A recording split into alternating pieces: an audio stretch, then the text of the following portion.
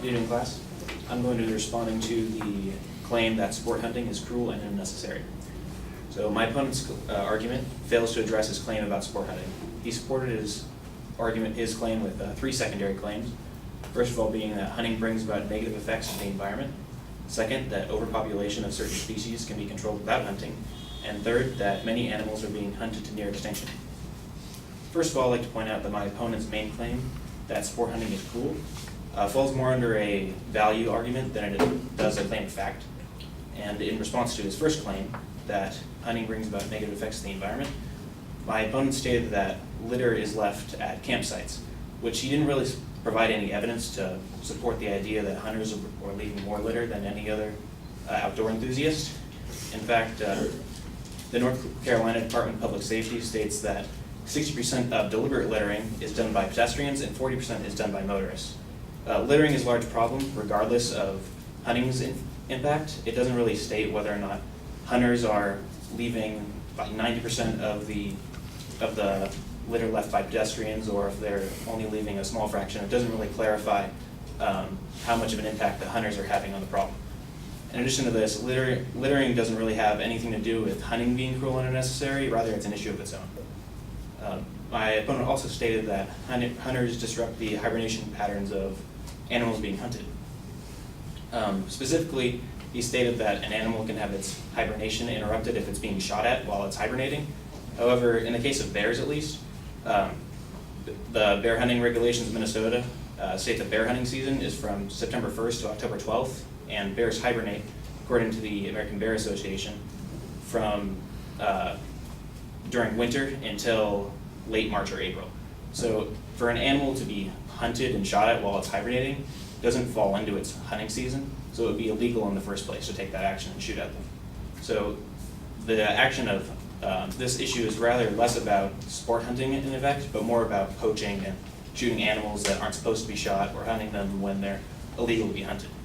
So in response to his second claim, that overpopulation of certain species can be controlled without hunting, he doesn't really provide any evidence that sport hunting is intended to control populations of animals being hunted.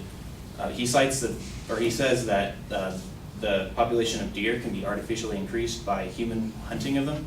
However, he doesn't provide any information saying that the deer populations have been increased by hunting. He doesn't provide any information stating that this is a problem, or that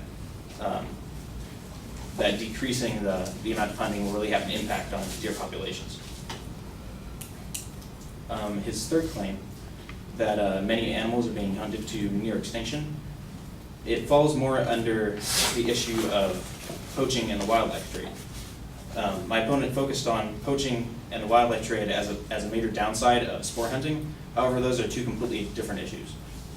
Sport hunting and poaching, sport hunting falls on the more side of legal actions taken towards hunting animals, but poaching is more on the illegal side.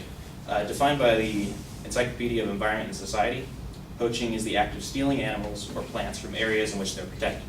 So if an individual were to go out and shoot an animal that is otherwise protected or nearing extinction, it would be considered poaching and is already illegal to begin with. So considering sport hunting and poaching are the same thing is kind of irrelevant, considering that they fall under two different categories. These issues fail to address sport hunting itself, and rather focus on the cruelty and illegality of poaching. So in conclusion, my opponent's argument fails to address his claim about sport hunting and focuses more on the downsides of issues unrelated to sport hunting itself, and more about the other issues dealing with animal protection. Thank you.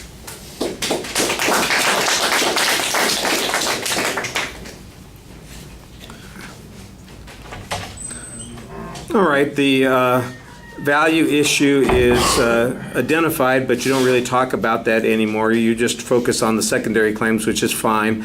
I think the issue about the impact on the environment, that the only evidence that is talked about at all is littering, and you've got an interesting response here. That's the one piece of counter evidence that you have on in your claim that talks about littering coming from other sources. I think you have a good press on this particular point.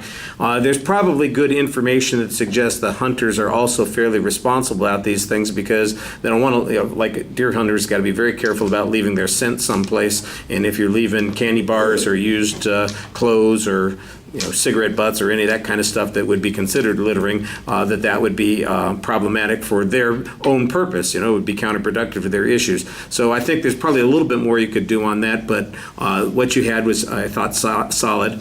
The issues about hibernation and on the hunting animals to extinction, basically you've got a good point here. This is an equivocation argument. The advocate is equivocating illegal behaviors with legal behaviors and treating them as if they're the same, and I thought you do a good job distinguishing the two on those particular points.